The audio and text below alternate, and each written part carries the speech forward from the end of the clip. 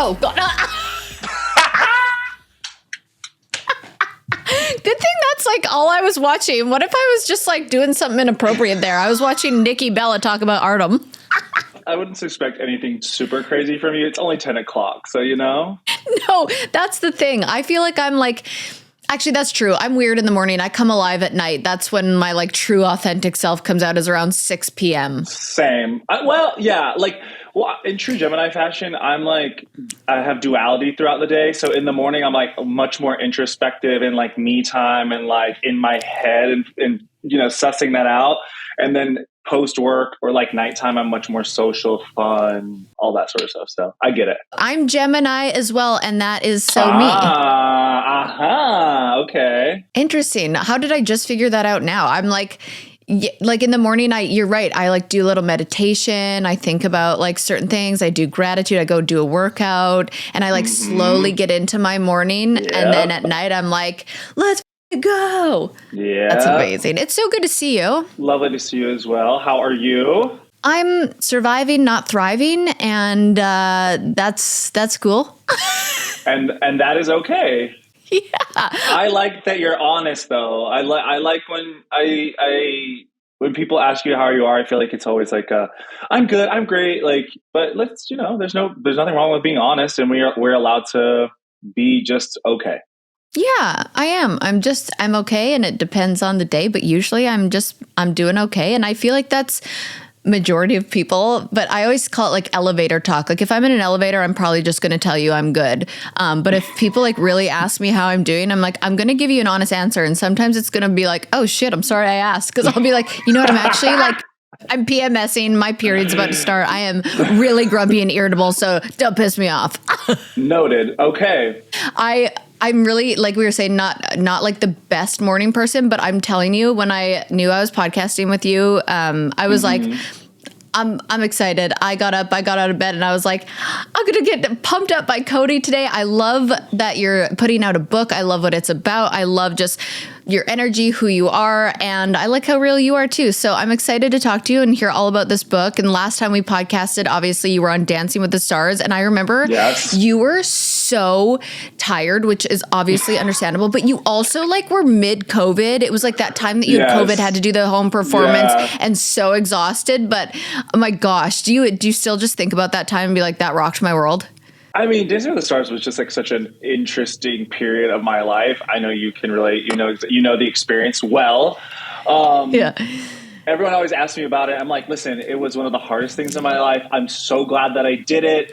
I would never do it again just because like I can check that box. And it was one of the like the most stressful things I've ever done, but also the most rewarding. That whole COVID scenario was just the cherry on top of the chaos Sunday. So, and especially on like Queen Brittany night, you handle things like pretty well. I know you're able to like laugh things off or be like, this is life, like whatever. But I would have been such a little baby bitch about that. I would have been like, let me perform in the ballroom, even if it's just for my Instagram. Clear out the entire ballroom and then put a mask on one. Oh no, just I'll put a tripod on my phone and then we'll make it work. Yeah, it did suck. And especially because I think Cheryl wanted to get like stripper poles for like Give Me More. And I was so into it. And then on top of it, the next week was Disney week. So, you know, I'm a big Disney fan as well. And I had to do half of my rehearsals for Disney week on my terrace. Like I was literally learning the waltz, the Viennese waltz on my terrace via Zoom because I still wasn't cleared to like be in LA in the ballroom. That is more impressive because I was like, you still made it to like the finale, didn't you? Yep, I did. Like, that's crazy. I could barely, I grew up dancing. You did some dance growing up too, right? I was a commercial dancer for 4 or 5 years. Right. And so it's like, even learning the Viennese waltz in studio was almost impossible and so challenging. So to learn it on your little terrace over Zoom and still like make it to where you did that's pretty cool. That's like a win. And when you make it to the finale, you've made it to the end anyways. So, you know, it's just it's a cheap little trophy. No, I'm just kidding. I'm like obsessed with it and I bring it everywhere, but it's whatever. You made it to the end. I always remember when I wrote in the book, I was like, listen, by the time I got to the finale, I was like, we're all getting paid the same amount of money. So it doesn't matter if I go home, like, if I don't win or don't win, I'm just ready to go home back to New York and be in my own bed. I know. Is it that was the craziest thing afterwards, like being done, and because you're used to going into studio every single day, especially with the COVID testing and everything that you had to go through. And then all of a sudden it's just like this abrupt finish where you're like, what? And then it's like the best feeling in the world. But then did you miss it after like a certain amount of time? No, you didn't. I didn't. Like, I was like, I'm so glad this is over. Hey, fair enough. Like, okay, wrapped it up in a bow, time to go. That's fair enough. Are you in New York right now? I am. I'm in my apartment in Williamsburg. Is it New York Fashion Week right now? Yes, it is. It's also like the U.S. Open.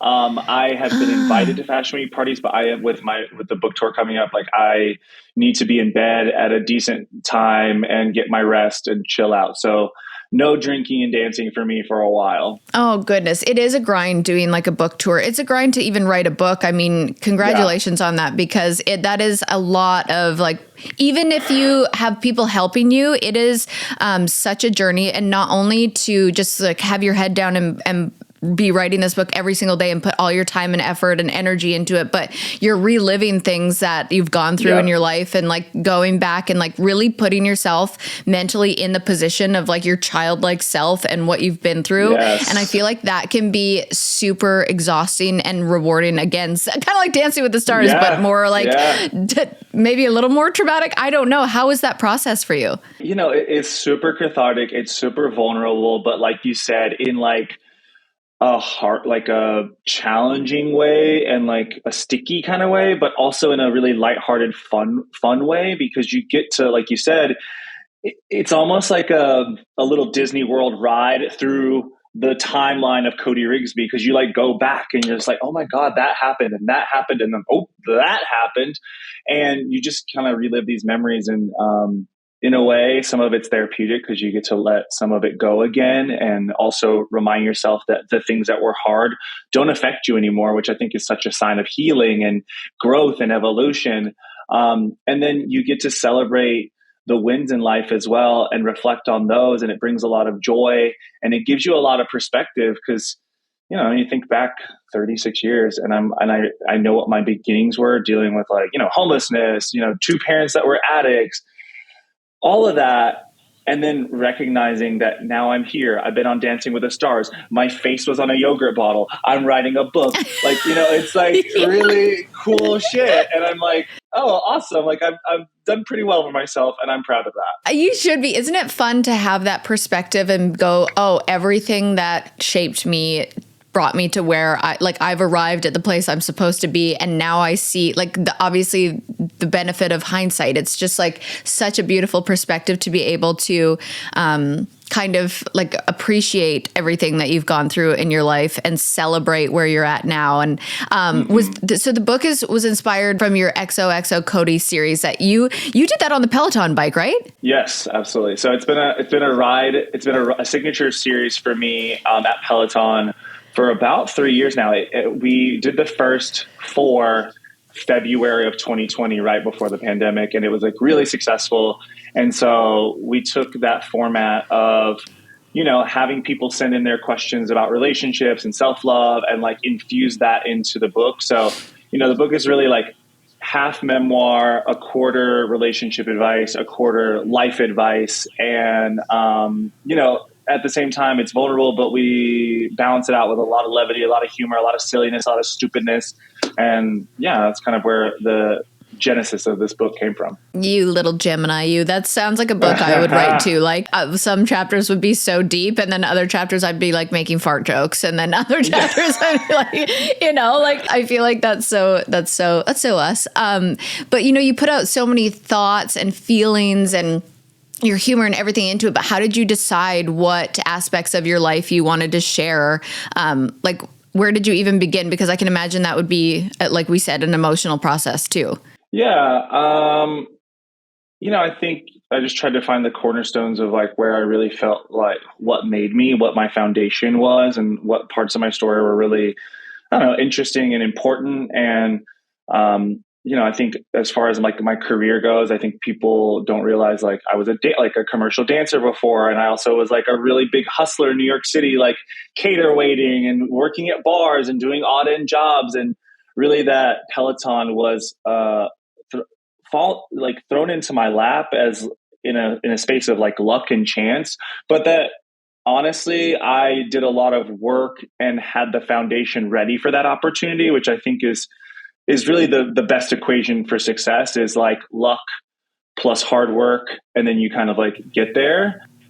Mm-hmm. A lot of people in my rides, I talk about my mom, Cindy, a lot and growing up and how much fun we had. And that is so true of our relationship. But I think also peeling back the curtain and kind of showing some of the hardship of, being from a single parent, my father dying really young, and my mom also dealing with addiction issues and overcoming that, but also seeing a lot of that face to face as a child. And I think I want to share a lot of story about my mom because for a while, I think I held on to a lot of resentment. I think there's a lot of people out there who have complicated relationships with their parents, good or bad.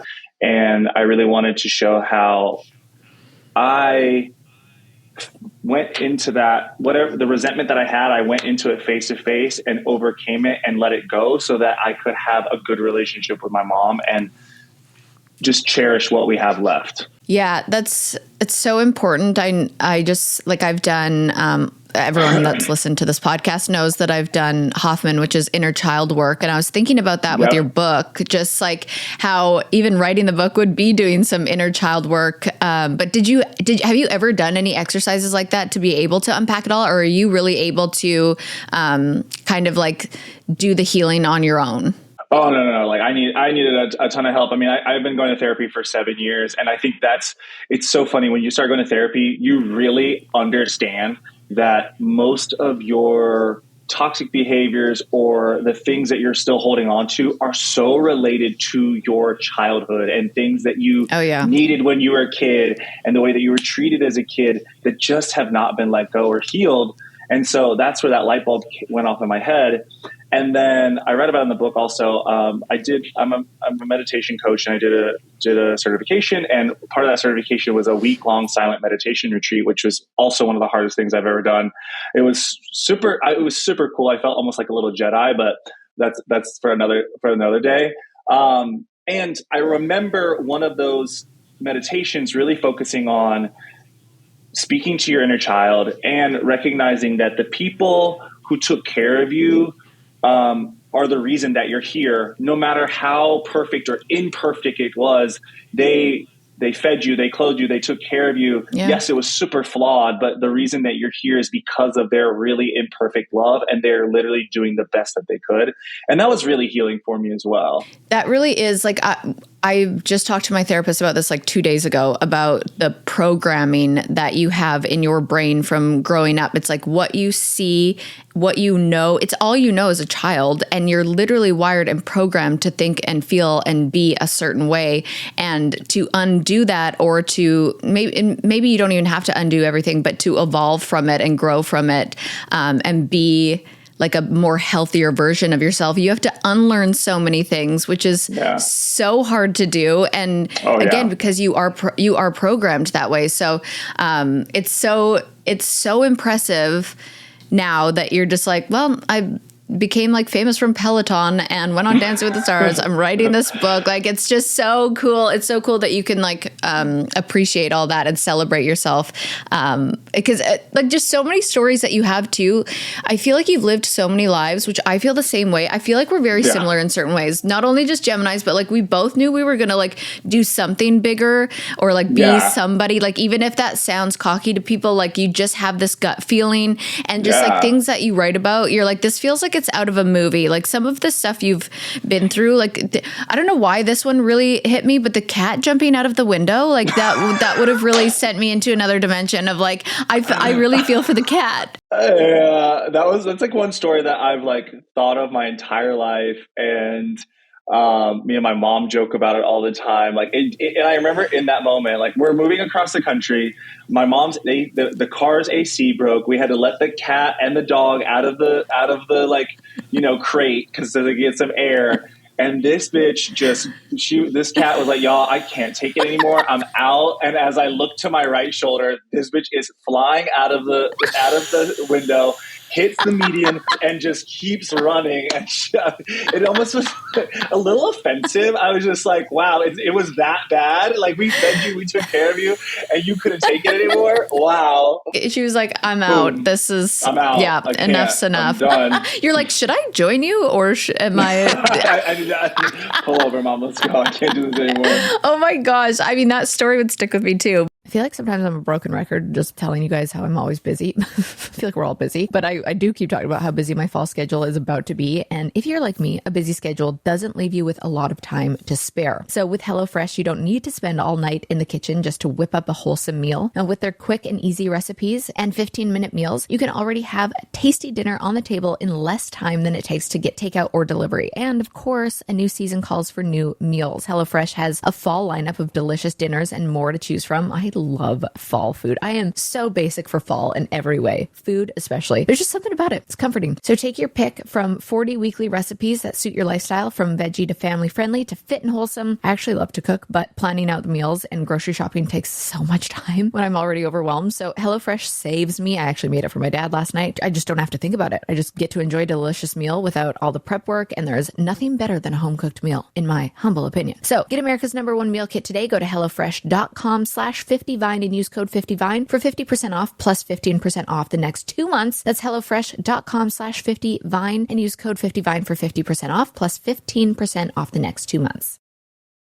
Your story also will help so many people find, a little bit of light and humor out of situations, or hope to, they can get through it and you can be successful and do what you still love to do, even from coming from like a hard life. But on top of it all, I love your take on coming out, because I know a lot of people say like, well, why do people have to come out? And I always think in my brain, like, I would love there to be a time where it's like, it doesn't even have to be a thing. But in the book, you get into this, and I really love your perspective about, it's like empowering and accepting a part of yourself that felt shame and discomfort. So can you talk about that a little bit? I think within the queer community, there's been a little bit of a discourse of like, some people, like my friend Cromwell Brown and Janelle Monáe is also someone that's talked about this, of like, instead of coming out, it's more so like inviting people in, of like, this is who I am and I don't need to come out to you, but I will let you in if you're kind of worthy of that space. And I completely respect that and understand that.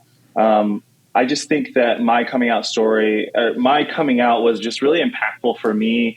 It was a space to kind of like let go of shame, let go of guilt, really like love myself for who I am. I think like as a gay person, we grow up and we're constantly told that we're wrong, or that we're too effeminate or too girly, or we dress too wrong, we listen to the wrong music. And we're constantly being judged, and then also self-censoring ourselves from what we say, what we do, so that we could fit in.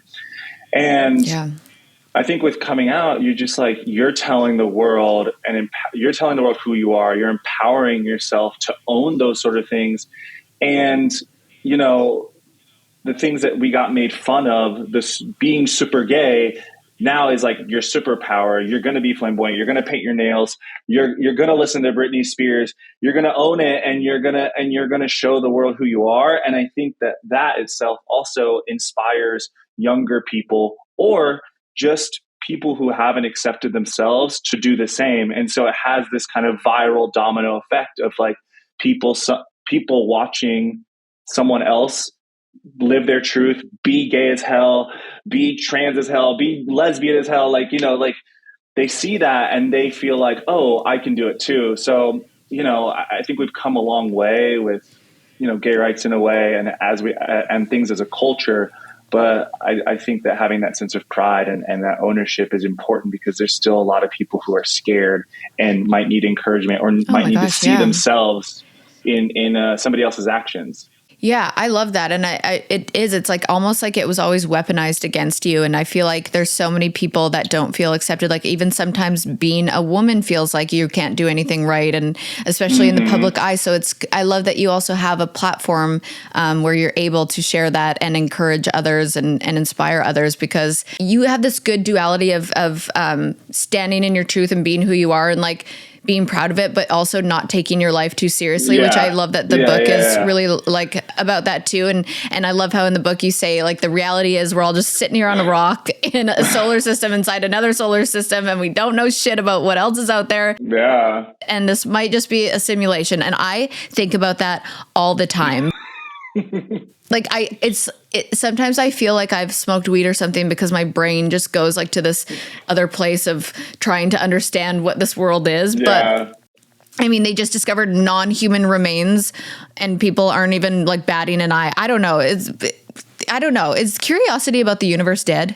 No, I think that's a really good question. I just like, I feel like our time is so limited, and like not that I don't care, but I'm just like, y'all, whatever. Like, I'm just trying to live my life, and if the aliens do come, like, either beam me up or like leave us alone. I don't know. Like, I'm not trying to fly to another planet and figure out a new life. Like, I'm good here. It's true. It's just like I think more and more people, I don't know if it was the pandemic or I don't know if it is just us getting older, but time is so crazy and how fast it goes. And my God.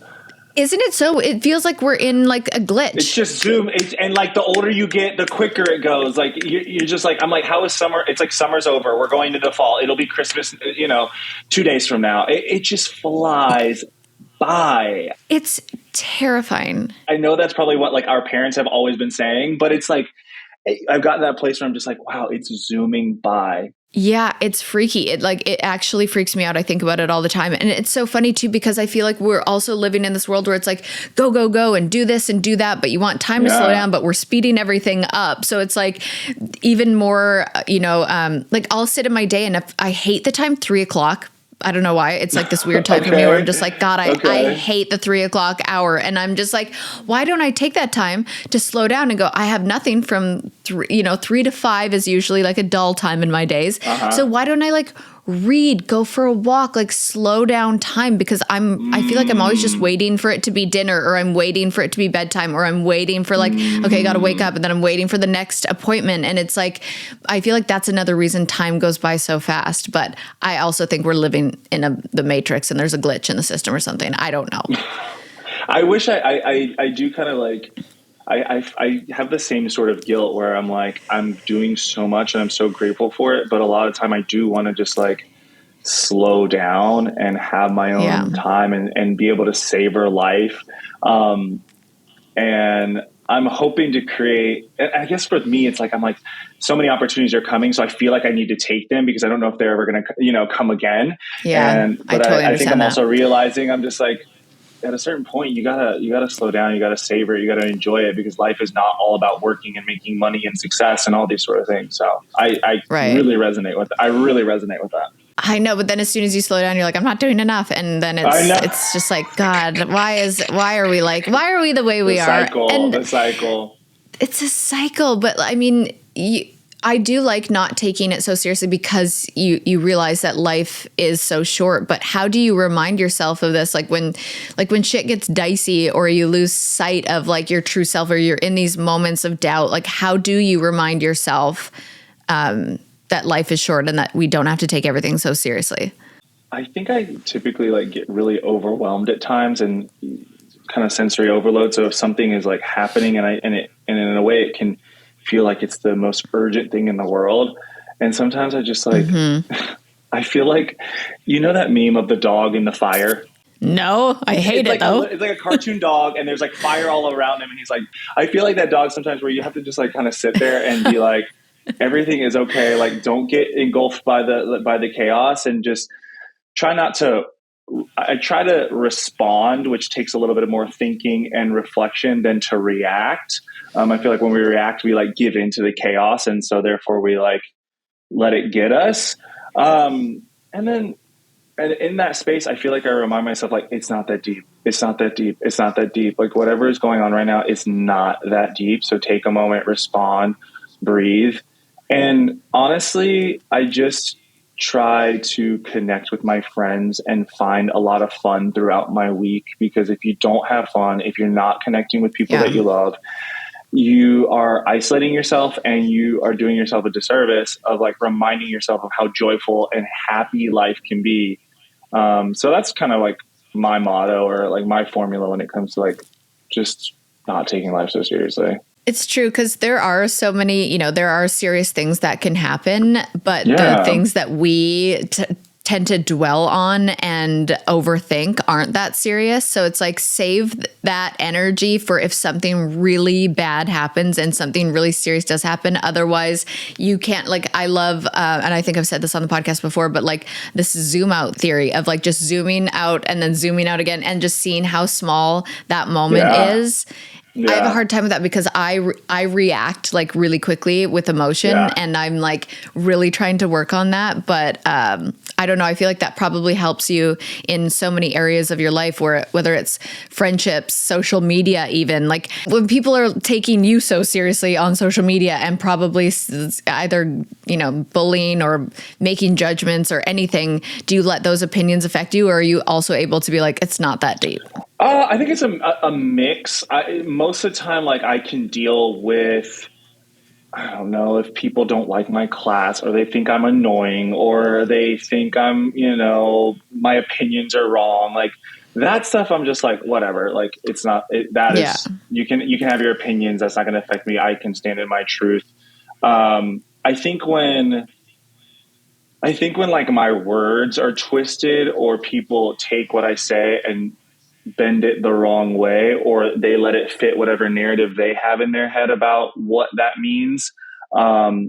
So if it like, if they talk about like my work ethic or, there's been a little bit of homophobia, some here and there. And like that can kind of bother me. And sometimes you just got to sit with that discomfort and let it pass and do your best not to engage, even like looking at that sort of those remarks. And I think after time, it kind of just passes and like anything hard or anything that's hurtful, you kind of just like, okay, that's past me. I'm gone. I can move forward. I think that is an important thought that I even need to remember, like just how fast things pass, because in the moment, like I'm dealing with a lot of women. Like I feel like I remember someone telling me about the Barbie movie where it's like men hate women and women hate women. And it's just like, we are like, it's so hard. And I feel like I get so much, a lot of love, obviously, and a lot of hate from other women on social media. And I get so upset over some things, and I can let other things go, like kind of like you, I can be like, whatever, that doesn't bother me. But some things where women are just like, it's almost like I get frustrated for them because I'm like, what life are you living that you need to hate me?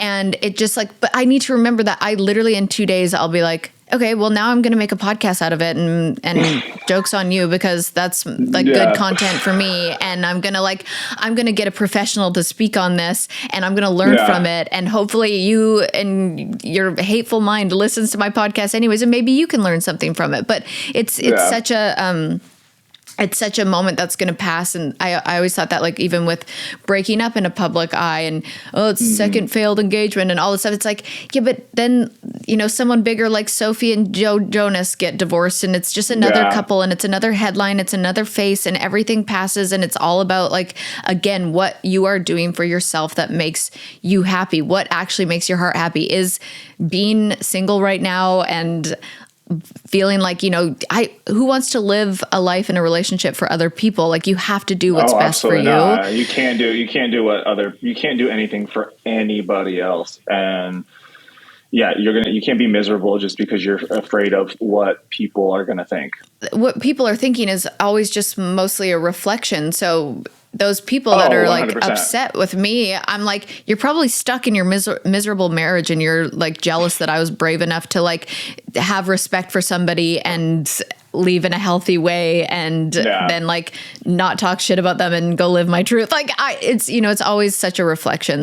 Hinge is the dating app designed to be deleted. So many of my friends have used Hinge. The list goes on, from a friend who is actually married to the person she met on Hinge and has 2 adorable rescue pups. They truly could not be more perfect for each other. To a friend who is a travel nurse and is looking for short-term fling. To friends, actually, who are looking for the one. Hinge allows you to find great dates through profile features that help you date more intentionally. Intentional dating is what it's all about these days, okay? It's all about knowing who you are and what you're looking for. So with the dating dating intentions feature, you can actually add what it is that you're looking for right to your profile. So no matter which of those friends I was talking about, which one you resonate with, you can find a person out there who's on the same page as you. On Hinge, you can add your intentions right there on your profile for others to see, which makes it less confusing and no more assumptions. Woohoo! Download Hinge and share your dating intentions to find someone worth deleting the app for.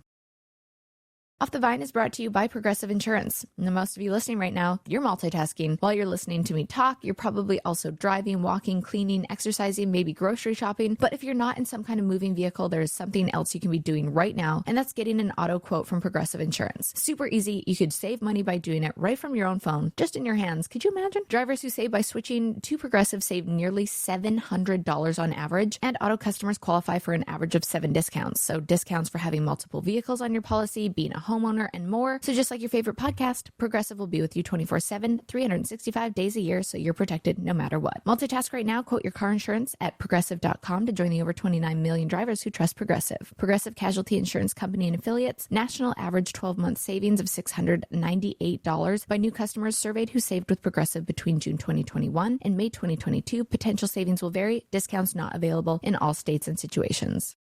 You're really inspiring when it's like, you know, truly loving yourself and being authentic. And I think like some people, when I said I was podcasting with you, they wanted to know what your words of encouragement would be for somebody who is either feeling discomfort, shame, doesn't love themselves. Like what advice do you have? Well, I think like shame is such a root of and blockage towards self-love. Like when we let the shame and guilt like we hold on to it and we let it fester. And I think that was a great word that you said, like discomfort. I think that we need to lean into the discomfort instead of pushing it away.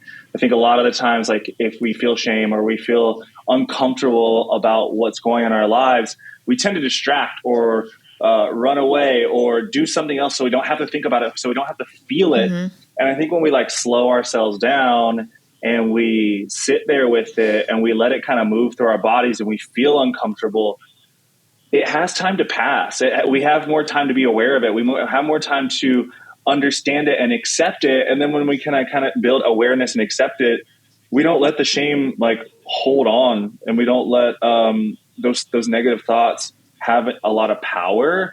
And so I think a really big form of self-love is getting uncomfortable, is doing a lot of work and understanding like why we do certain things. And I think, I always think it like Jess King, another Peloton instructor, told me about and I don't know the science around it, but just love her. But she essentially said like, you know, kids, they have these like young kids, they have these emotions that they don't know what to do with. So, you know, and obviously it's like ice cream spilled and I'm just upset about that. And like, they don't know how to resolve it. They don't know how to express it. And so they kind of throw these temper tantrums. And, you know, I don't have kids, but I'm sure temper tantrums last longer than we want them to. Parents want them to. But at a certain point, the kid tires out. The frustration and the emotion gets out of the body.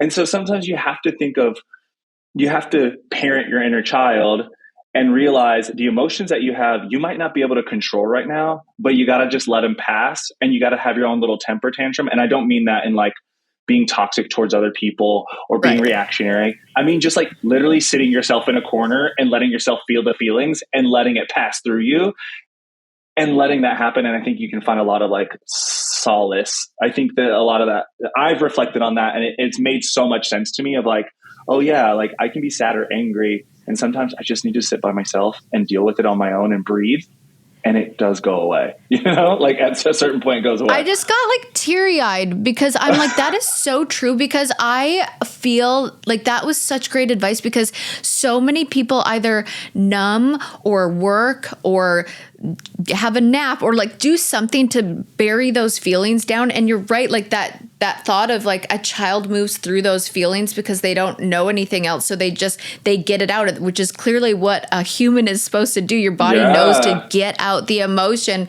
So when you can do it in a way where you, as an adult, and say, okay, I have to move through these emotions like I would if I were a child, where I'm like, I can put myself in a corner.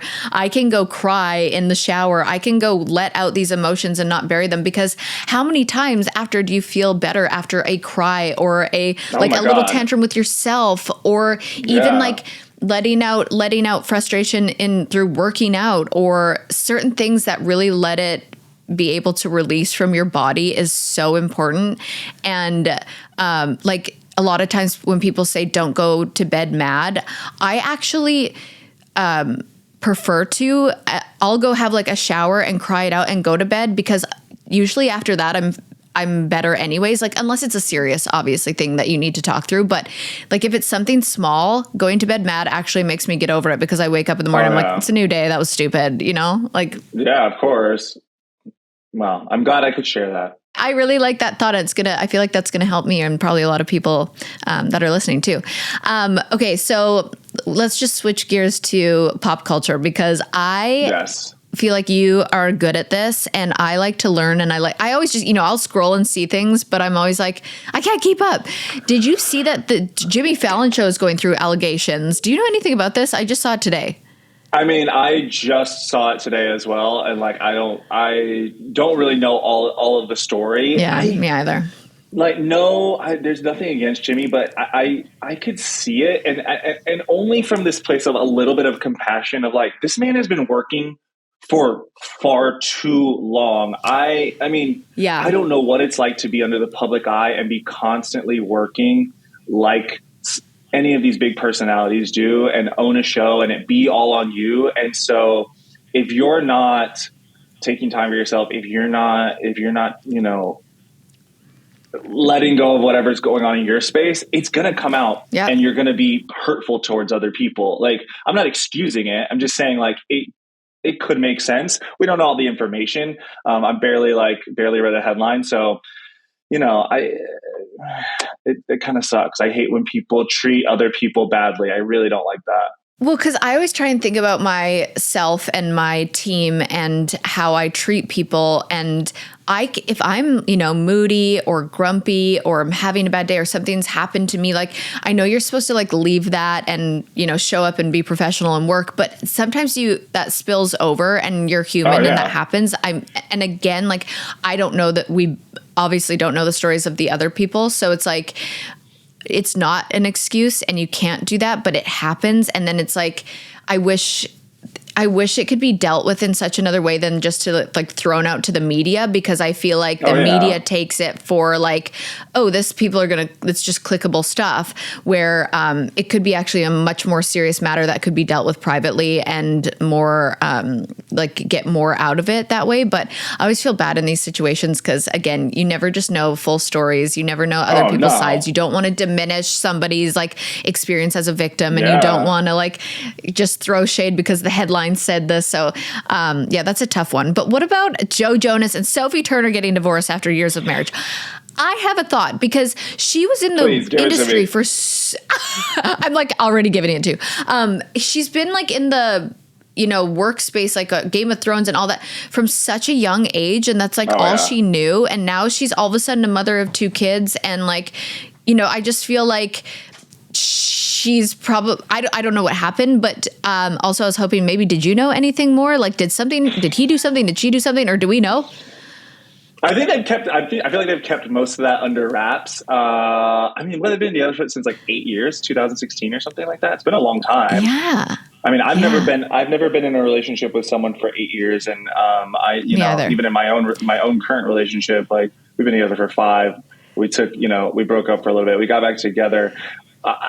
A lot can happen in 8 years, and it's it's sad, but at the same time, like, this, you got to do what you got to do for yourself. Hopefully, they're going to be great co-parents, and let's be honest, Joe is the hottest Jonas brother, and now there's someone else on the market.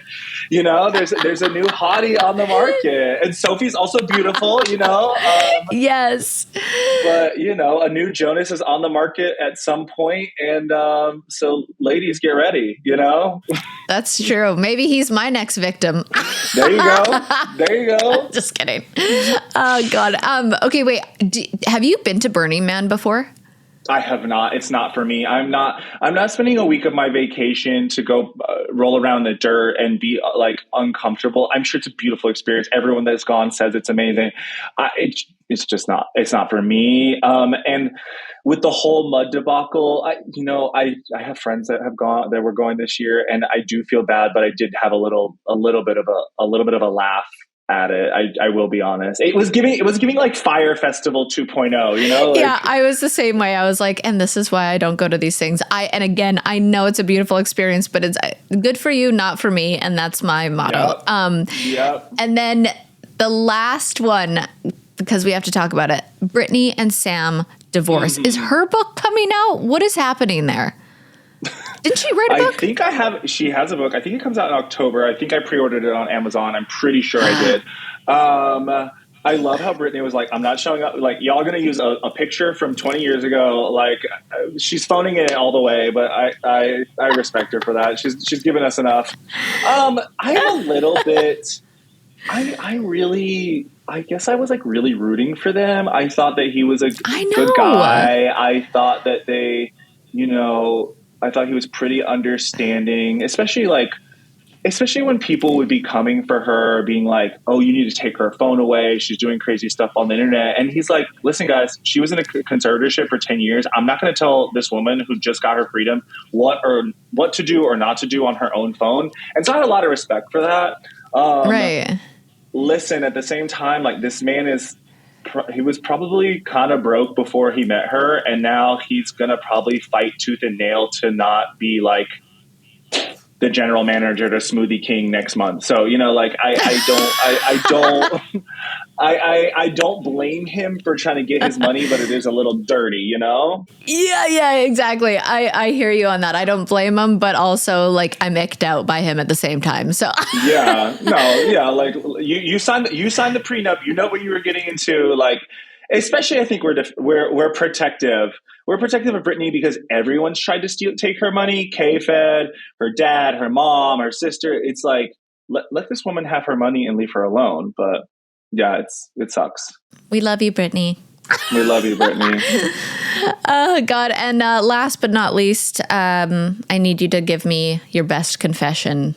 Something embarrassing, something good. I totally forgot that we were gonna talk about Confess. this. And this one is trashy.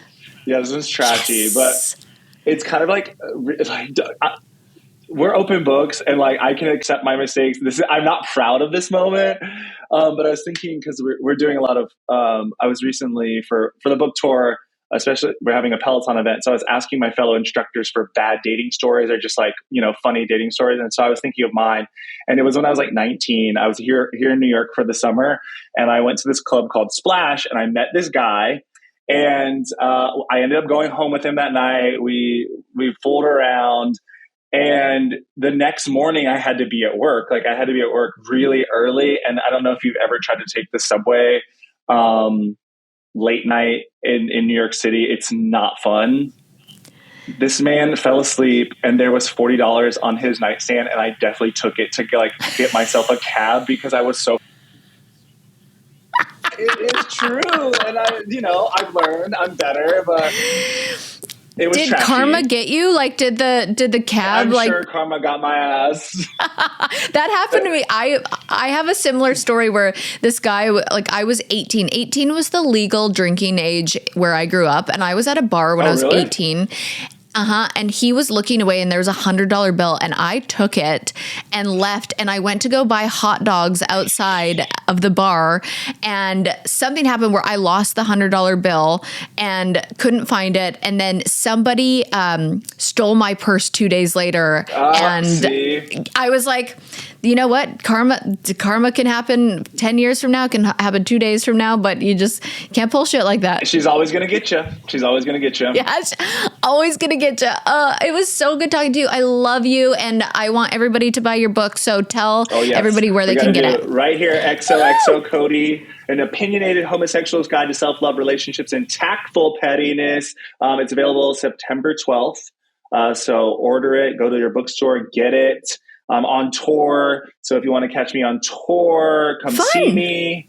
Yeah, we got like 10 stops over the next like 3 weeks. So if you Are you coming to Nashville? I'm not, but maybe if we add some stops, we can. But we're going to Austin, we're going to LA. Those are some add-ons that we just did. So I'm excited. And, Kaitlyn, thanks so much for having me. It's been a pleasure catching up. Good to see you, baby. Yes. It's so good to see you. I see you a lot on my app, but for them to see what cities you're coming to, is it on your like Instagram, like Linktree or whatever? Yeah, just go to the link. It's a Linktree on my Instagram profile, and all the dates are there. Amazing. Okay, love you. Have such a good day. Congratulations on everything. Thank you, boo. I'm Kaitlyn Bristowe. I'll see you next Tuesday. See you next